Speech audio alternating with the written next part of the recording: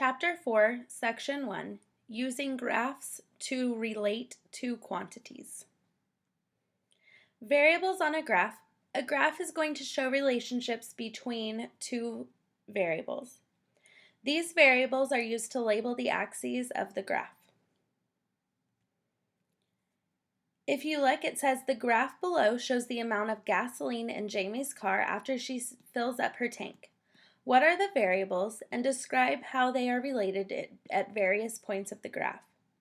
If you look at this graph, they've labeled the axes for me. The bottom or horizontal axis is labeled time, and notice that it's time in days. And my vertical axis is labeled gas in gallons. So the two variables of this graph are time and gas. It asks me to describe how they are related at various points on the graph. Overall, looking at this graph, you can tell that as we move from left to right, or as the time increases, the gas in the car is decreasing, or the gas of the car is running out. This makes sense. It's a real life situation.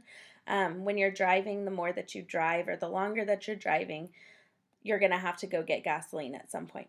So as the time is increasing, or as we move from left to right on the graph, the gas is decreasing.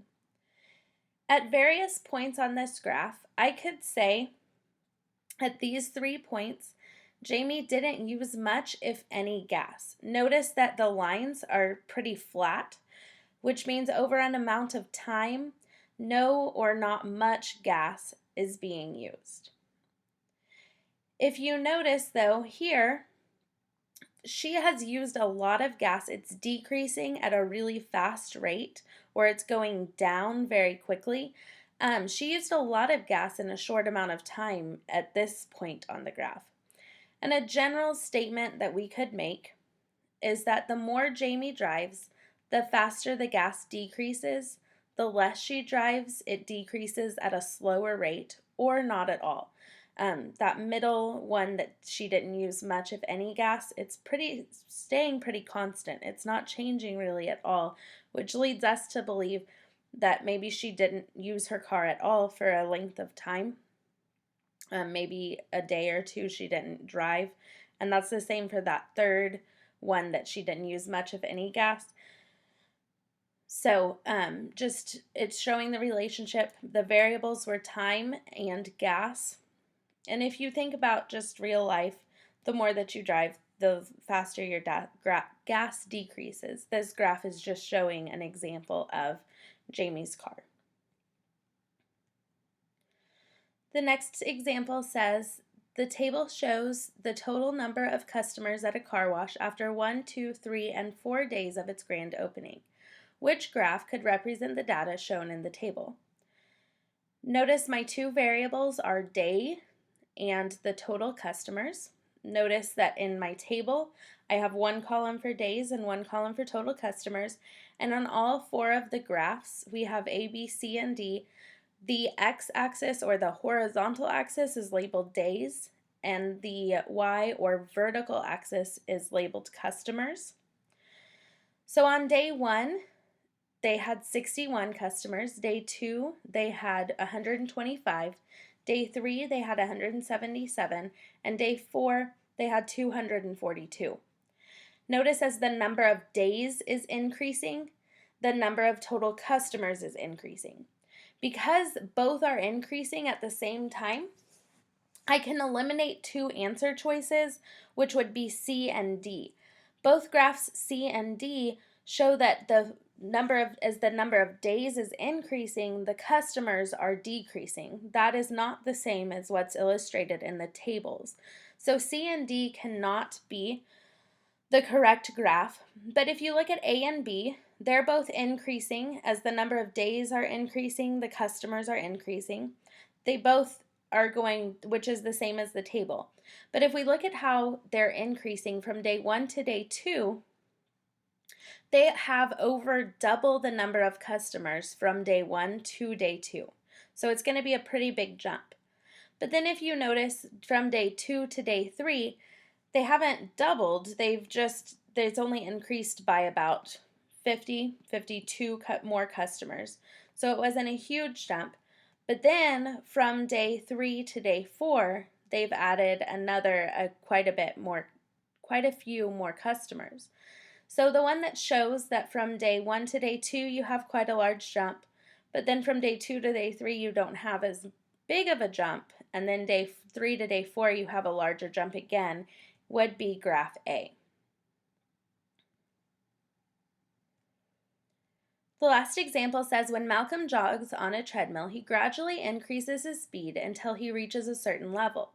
Then he jogs at this level for several minutes. When he slows to a stop, and stretches.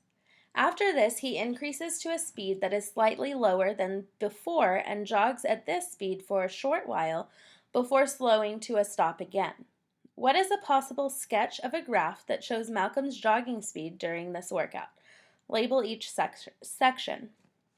I would encourage you to pause this video and try to go ahead and make your own graph and see how it compares to the graph that I have created. So go ahead and pause it, try to make a sketch for this situation, and then play it, and I will describe my graph and why I chose to graph this situation the way that I did. The first thing we need to start with to graph this situation is two axes labeled. Notice on the x-axis or the horizontal axis, I've labeled it time in minutes, and my y or vertical axis is labeled speed.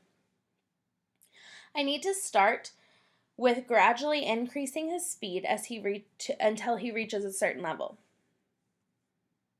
So this is the graph that I've created.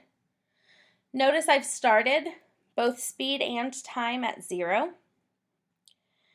The first section of my graph is when he is increasing his speed. Then it says once he reaches a certain level, he jogs at this level for several minutes. So I've created a constant, or my line is flat. He's reached his speed. He stays there for several minutes while he's jogging. It says then he slows to a stop and stretches. We need to show the speed decreasing. Now the reason why I can't just make a straight line down from his jog down to his stretching is that he's not going to go from a pretty good jog to just stopping all out immediately. It's going to take him a little bit of time to decrease his speed before he can stop the treadmill completely. Once he's stopped, it's going to be another constant. So his speed is going to be 0 for an amount of time while he stretches.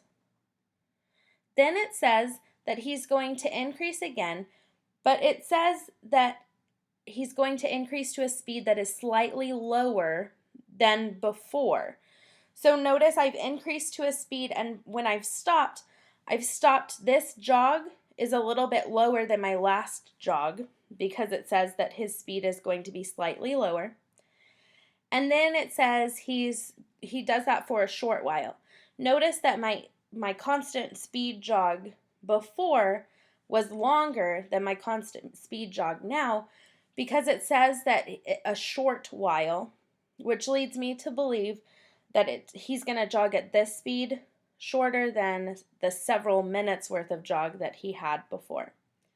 And then finally it says that he decreases his speed to a stop and his workout is done. So this is my graph. Your graph doesn't have to look exactly like this, but you should have those three constants. Your first constant speed jog should be the highest point on your graph. Your second constant speed should be the stop to stretch. And then your third constant speed should be between those two. And you should have the increasing and decreasing at the same spots in your graph. So it should look very similar, but it doesn't have to be exactly like this. Today's assignment is on page 251. It's numbers 1 through 20 all.